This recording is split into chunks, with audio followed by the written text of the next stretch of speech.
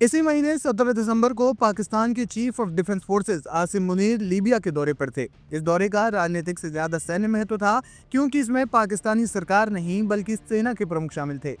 इस दौरान पाकिस्तान और लीबियन नेशनल आर्मी के बीच करीब 400 करोड़ डॉलर की एक डिफेंस डील हुई है, जिसके तहत पाकिस्तान लीबियन नेशनल आर्मी को 16 GF-17 थंडर मल्टी रोल लड़ाकू विमान और करीब 12 सुपर मुशाक ट्रेनर विमान देगा। इसके अलावा इस डील में 44 टैंक और अन्य सैन्य उपकरण शामिल होने की खबरें हैं। ये डील पाकिस्तान के इतिहास की सबसे बड़ी डिफेंस डील है और पाकिस्तानी मीडिया में इसे खूब सराहा जा रहा है। पाक मीडिया का कहना है कि इससे पाकिस्तान की इकोनॉमी को बहुत बड़ा बूस्ट मिलेगा। ये समझौता पाकिस्तान के सेना प्रमुख जनरल आसिम मुनीर और लीबिया की लीबियन नेशनल आर्मी के deputy commander in chief Saddam Khalifa Haftar के बीच बेंगाजी में हुई बैठक के बाद फाइनल हुआ, जिसे करीब 2.5 साल की अवधि में पूरा किया जाना है।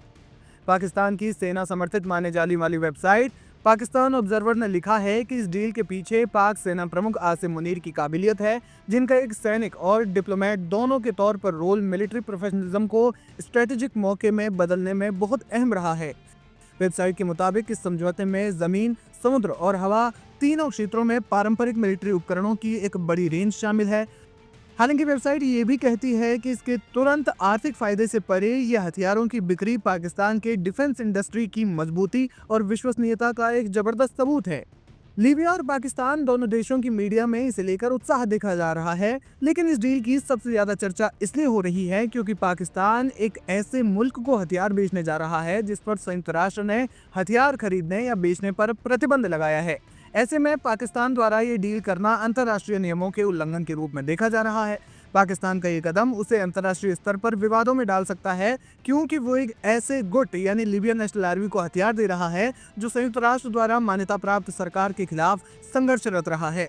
खास बात यह है कि पाकिस्तान की नागरिक सरकार का कोई भी मंत्री या कोई भी प्रतिनिधि इसमें शामिल नहीं था। आमतौर पर जब दो मुल्कों के बीच कोई भी डील होती है तो वो जनता द्वारा चुनी हुई सरकार ही करती है, न कि फौज। लेकिन पाकिस्तान लीबिया की इस डील में ऐसा नहीं हुआ। जानकार मानते हैं कि घटना पाकिस्तान में सरकार के ऊपर हावी होते सेना के प्रभाव को दिखाती है। लेकिन यहाँ एक बात समझने वाली है, लीबिया में लंबे समय से वर्चस्व की लड़ाई रही है जो अभी भी चल रही है। संयुक्त राष्ट्र लीबिया की सरकार को मान्यता देता है, जिसे गवर्नमेंट ऑफ नेशनल यूनिटी कहा जाता है। ये पश्चिमी लीबिया में स्थित सरकार है जिसकी राजधानी त्रिपोली है।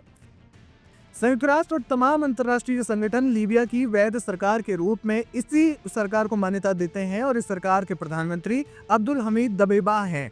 दूसरी ओर लीबियन नेशनल आर्मी है, जिसे यूएन एक सशस्त्र समूह मानता है, जिसके मुखिया खलीफा हफ्तार हैं। पाकिस्तानी फौज की डिफेंस डील इसी लीबियन नेशनल आर्मी के साथ हुई है।